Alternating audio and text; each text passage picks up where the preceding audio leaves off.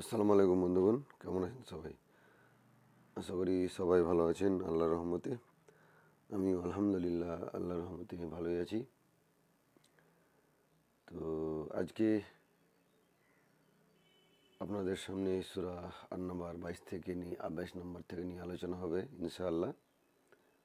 ইতিপূর্বে 1 থেকে 21 নম্বর আলোচনা হয়ে গেছে এবং এখান থেকে আল্লাহ তাআলা আমাদের কি বলেছেন এবং আমরা এখান থেকে কি শিক্ষা নিতে পারি সেদিকে বিশেষভাবে নজর দেওয়া হয়েছে। চাইলে আপনারা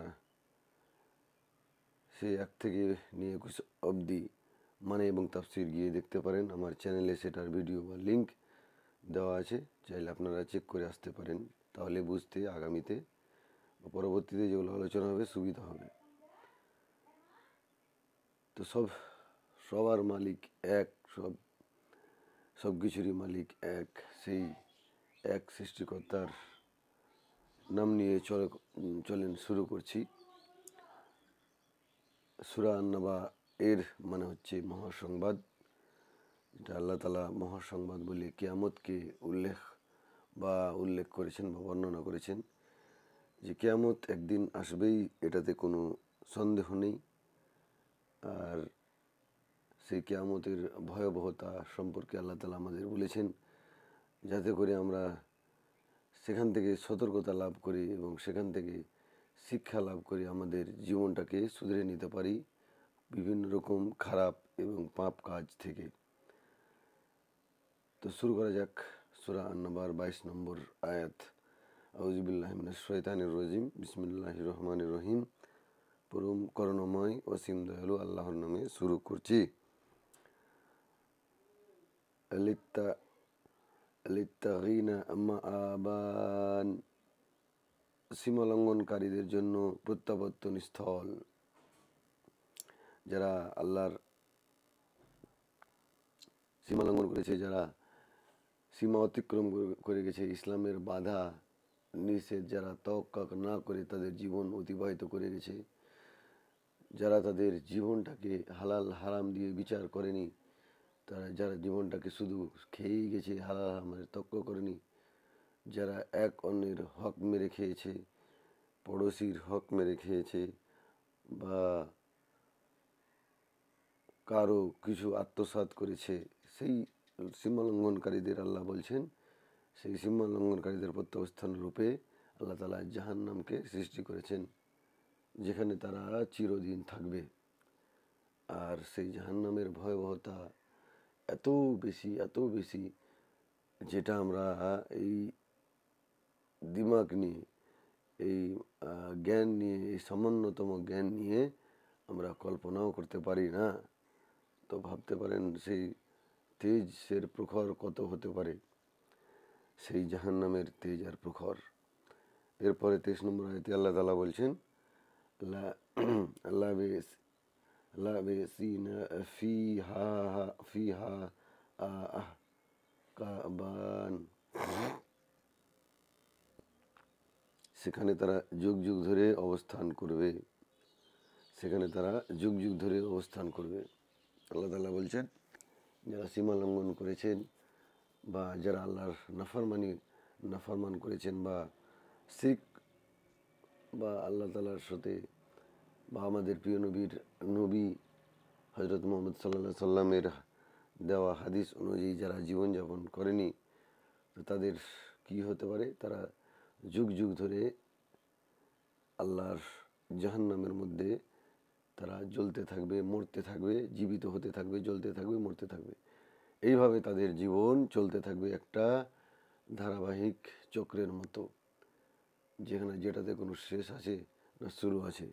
অনন্তকাল ধরে, যুগ যুগ ধরে সেই জাহান্নামীরা, যারা বেঈমান, আল্লাহর বিধান অনুযায়ী জীবন চলেনি, যারা এতিমের হক মেরে খেয়েছে, যারা ইসলামের বিধান অনুযায়ী তাদের চরিত্রকে ঠিক করতে পারেনি, তারা কি করবে, তারা যুগ যুগ ধরে জাহান্নামের মধ্যে পুড়তে থাকবে।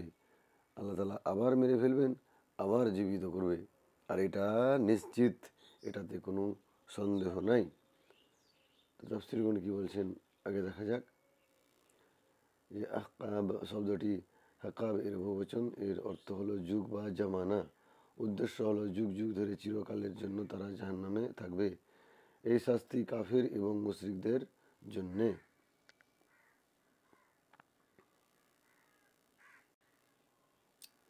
24, তারপরে 24 নম্বর আয়াতে আল্লাহ তাআলা বলছেন লা ইয়াযুকুনা লা ইয়াযুকুনা ফিহা বারদান ওয়ালা সারাবান। লা ইয়াযুকুনা ফিহা বারদান ওয়ালা সারাবান। সেখানে তারা কোনো শীতলতা আস্বাদন করবে না এবং না কোনো পানীয়। সেই জাহান্নামের ভয়াবহতা সম্পর্কে আল্লাহ তাআলা বলছেন সেখানে কোনো ঠান্ডা, আজকে যেমন এখনকার সময় এই যে প্রখর রৌদ্র পড়ছে বা প্রখর গরম আমাদের হচ্ছে, তা আমরা সেই গরম থেকে বাঁচার জন্য কত রকমের ঠান্ডা, এসি বা কুলার, কত রকমের কি আমরা ঘরের মধ্যে লাগিয়ে থাকি। কিন্তু সেই জাহান্নামীদের অবস্থা আবার ভাবেন, সেই জাহান্নামের মধ্যে আপনি ঢুকে থাকবেন, সেখানে না কোনো ঠান্ডার কোনো স্বাদ থাকবে, না কোনো ঠান্ডার কোনো ব্যবস্থা থাকবে, না কোনো এসি, না কোনো কুলার, শুধু তাপ আর তাপ। যেই তাপ একবার যদি এই পৃথিবীতে জাহান্নাম একবার নিঃশ্বাস নিয়ে যায়, পৃথিবী পুড়ে তাম্বা হয়ে যাবে। তো সেই জাহান্নামের স্বাদ আপনাকে নিতে হবে। আল্লাহ তাআলা স্বাদ গ্রহণ করার কথা বলেছেন। এই স্বাদ গ্রহণ করবে মানুষ, সেই জাহান্নামের সেই সীমালঙ্ঘনকারী ব্যক্তিরা, সেই সীমালঙ্ঘনকারী বান্দারা স্বাদ গ্রহণ করবে। তো স্বাদ কিসের গ্রহণ করা যায়? স্বাদ গ্রহণ করা যায় কিছু খাওয়ার। তাহলে তাহলে জাহান্নামের স্বাদ গ্রহণ করার কথা বলছেন কেন? আমাদের অবশ্যই জাহান্নামকে আমাদের পেটের মধ্যে ভিতরে পর্যন্ত আমাদের রাখবেন, যাতে করে আমরা স্বাদ গ্রহণ করতে পারি। মুখের ভিতর দিয়ে পেটের ভিতর পর্যন্ত আমাদের জাহান্নামকে রাখবেন বা জাহান্নামকে ঢুকিয়ে দেবেন, যাতে করে তার ভয়াবহতা, যাতে করে তার কষ্ট আমরা অক্ষরে অক্ষরে পালন করতে পারি। আর কোনো পানিও পাবেন না, আর কোনো সেখানে কোনো পানি, খাওয়ার পানি কিছুই থাকবে না, শুধু আগুন আর আগুন। আর জাহান্নামীদের যেগুলো পচা গলা, সড়া পচা মাংস, রক্ত, সেগুলোই হবে জাহান্নামীদের খাদ্য বা পানীয়। আর এক রকমের কোরআনে এসছে বা হাদিসে এসছে এক রকমের গন্ধম ফল, যেটা জাহান্নামীদের খাবার হবে, যেটা খেলে যেখান দিয়ে যাবে সেটাকে ছিঁড়ে নামিয়ে নিয়ে চলে যাবে, পেটের ভিতর থেকে গিয়ে পায়খানা রাস্তা দিয়ে বের হবে। তো এরকম ফল হতে আছে জাহান্নামের মধ্যে, জাহান্নামে। তো ভাবেন আমাদের কি অবস্থা তখন হতে পারে যদি আমরা জাহান্নামে পতিত হই। এরপরে 25 নম্বর আয়াতে আল্লাহ তাআলা বলছেন ইল্লা হামিমন ওয়া গাসসাকান, ফুটন্ত পানি ও পুজ ছাড়া। আর সেখানে কি পাওয়া যাবে? একটু আগে বললাম ফুটন্ত পানি, গরম পানি এবং প্রবাহিত পুজ ব্যতীত পুজ, যেগুলো জাহান্নামীদের শরীর থেকেই পড়বে, পুজ, রক্ত, কত রকমের আবর্জনা, নোংরা। তো সেগুলোই হবে জাহান্নামীদের খাবার, যা জাহান্নামীদের হতে নির্গত হবে। যেটা আমি এর আগে বললাম যে এটা কি জাহান্নামীদের শরীর থেকেই নির্গত হবে। তো সেখানে মানুষ পুড়বেন। যদি কোনো জিনিসকে আমরা পোড়াই তো দেখবেন কতগুলো তরল পদার্থ বা রসে রসে চরবগুলো গলে গলে পড়ছে। তো ভাবেন আমাদের শরীরটাকে আল্লাহ তাআলা জাহান্নামের তৈরি করবেন, তো জাহান্নামের কি ভয়াবহতা মানে গুণ দিয়ে আমাদের সেই জাহান্নামের শরীরটাকে তৈরি করবেন, যেখান থেকে পুঁজ বের হবে, যেখান থেকে রক্ত, কত রকমের পানীয় বের হবে, আর সেই পানীয়গুলো হবে জাহান্নামীদের খাবার। তো আমাদের সাবধান হতে হবে যাতে করে আমাদের অবস্থা সেই জাহান্নামীদের তালিকার মধ্যে না পড়ে যায়। তো আমাদের সেদিকে ধ্যান রাখতে হবে। তারপরে 26 নম্বর আয়াতে আল্লাহ তাআলা বলছেন হাজা আন হাজা আউ ওয়েফাকান, উপযুক্ত প্রতিফল স্বরূপ। আল্লাহ তাআলা বলছেন উপযুক্ত প্রতিফল স্বরূপ তারা যে এই দুনিয়ায় সীমালঙ্ঘন করেছে, এই দুনিয়ার মধ্যে ফাসাদ সৃষ্টি করেছে, এই দুনিয়ার গরিবদের তারা অবহেলা করেছে, অপমান করেছে, তারা নামাজ রোজা করেনি, তারা একই হচ্ছে জাহান্নামের। এই যে তার পুজ রক্ত এগুলো হবে তার খাবার জাহান্নামে, আর এগুলো হচ্ছে তার উচিত প্রতিফল, মানে যেমন কর্ম করেছে সেই অনুযায়ী আল্লাহ তাদের ফল দেবেন। প্রত্যেক মানুষকে তার কর্ম অনুযায়ী ফল আল্লাহ তাআলা দেবেন। এরপরে তাফসীরগণ বলছেন, অর্থাৎ এই শাস্তি তাদের সেই কুকর্মের অনুরূপ হবে যা তারা পার্থিব জীবনে করত। বলছে এই শাস্তি তাদের সেই কুকর্মের অনুরূপ হবে যা তারা পার্থিব জীবনে করত। যা তারা এখানে যেমন করবেন, যেভাবে অন্যায় অত্যাচার করবেন, আপনাদের শাস্তিও সেরকম হবে। যদি আপনি আপনার ভাইয়ের সম্পদ খেয়ে থাকেন, যদি আপনি আপনার বোনের সম্পদ খেয়ে থাকেন, যদি আপনি আপনার ভাতিজা যারই হোক না কেন কারো কোনো জিনিস আপনি যদি মেরে মুচড়ে খেয়ে থাকেন, তাহলে আপনার অবস্থা সেই কিয়ামতের মাঠে ভয়াবহ হবে। এটা নিশ্চিত, যেটা আল্লাহ তাআলা এই আয়াতের মধ্যে বলছেন যে তার ফল তাকে পেতেই হবে, আর উপযুক্ত ফল আল্লাহ তাআলা দিবেনই। প্রত্যেক বান্দাকে তার নিজ নিজ কর্ম অনুযায়ী ফল দেবেন। এরপর ২৭ নম্বর আয়াতে আল্লাহ তাআলা বলছেন, ইন্নাহুম কানু লা ইয়ারজুনা হিসাবান, নিশ্চয় তারা হিসাবের আশা করতো না, তারা পরকালের আশা হিসাবের আশা করতো না।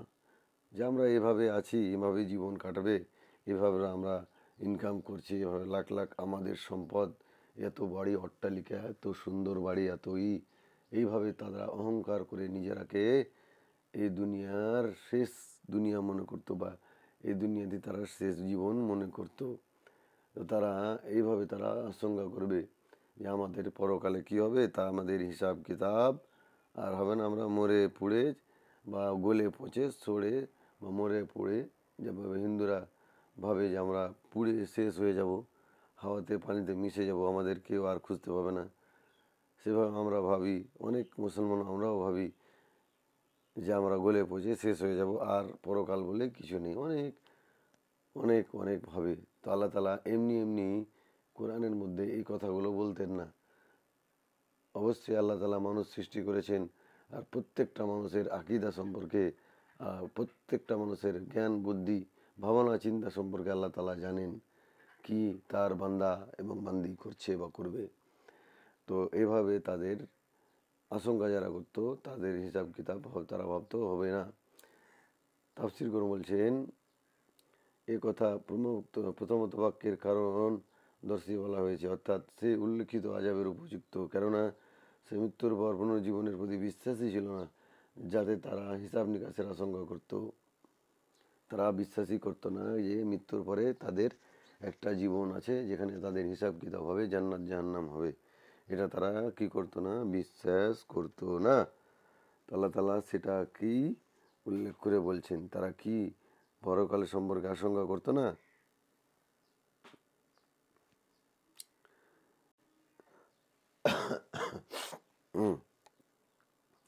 তারা হিসাবের আশা করতো না, বা এখনও অনেক মানুষ আছে যারা এটাই ভাবে। এরপর ২৮ নম্বর আয়াতে আল্লাহ তাআলা বলছেন, ওয়াকাজ্জাবু বিআয়াতিনা কিজ্জাবান কিজ্জাবান, আর তারা আমার আয়াতসমূহকে সম্পূর্ণরূপে অস্বীকার করেছিল। তারা ভাবতো যে কিয়ামত জান্নাত জাহান্নাম হবে না।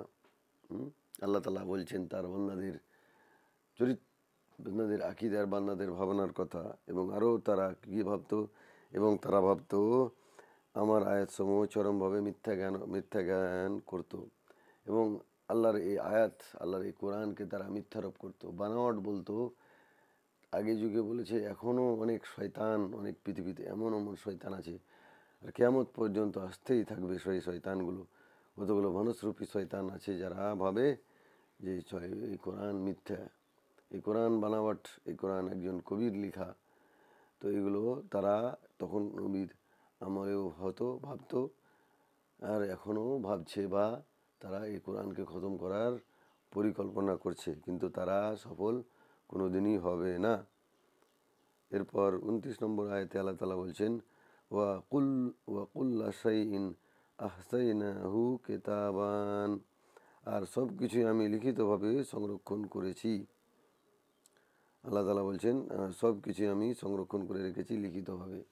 আল্লাহ প্রত্যেক জিনিসকে, প্রত্যেক কিয়ামত পর্যন্ত কি হবে, প্রত্যেক মানুষের কি হবে, সব কিছু আল্লাহ তাআলা সেই লাওহে মাহফুজ এ লিপিবদ্ধ করে রেখেছেন। যখনই পৃথিবী সৃষ্টি করেছেন তখনই কলমকে নির্দেশ দিয়েছেন লিখো। লিখে কলম তার কর্তব্য,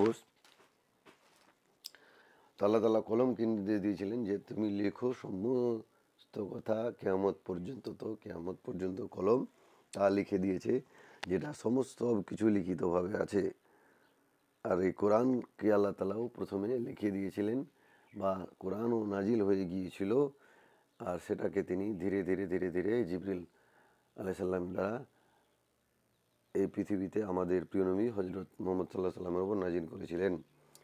তাফসীরে উনকি বলছেন অর্থাৎ লৌহে মাহফুজে, অথবা সেই রেকর্ড কর্মবিবরণী উদ্দেশ্য যা কিরামান কাতিবিন ফেরেশতাগণ লিখে থাকেন।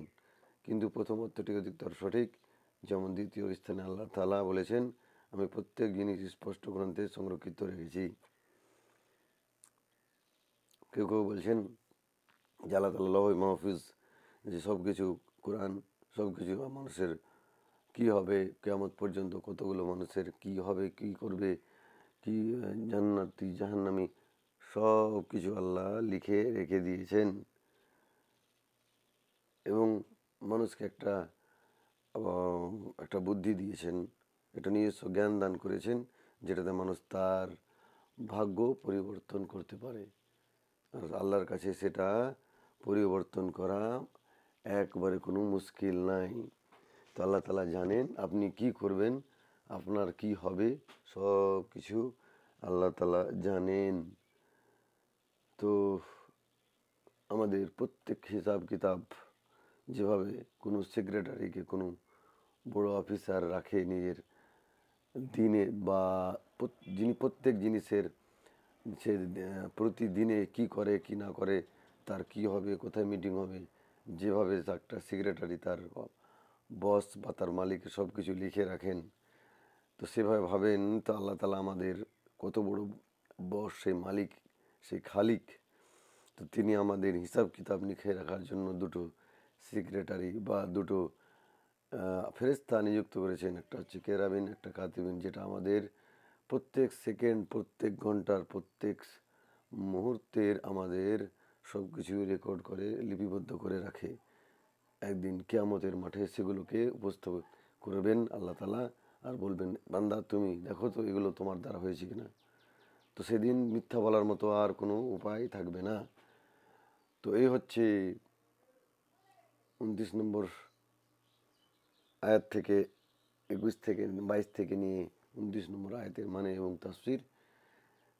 ভিডিওটা ভালো লাগলে অবশ্যই বন্ধুদের সাথে শেয়ার করবেন, চ্যানেলটা সাবস্ক্রাইব করে নেবেন, এবং ঘন্টা, যেটা ঘন্টা আকৃতি আপনারা দেখতে পাবেন, যেখানেই দেখবেন চ্যানেলের মধ্যে দাবিয়ে রাখবেন, যাতে করে আপনারা পরবর্তী ভিডিওটা পেতে পারেন।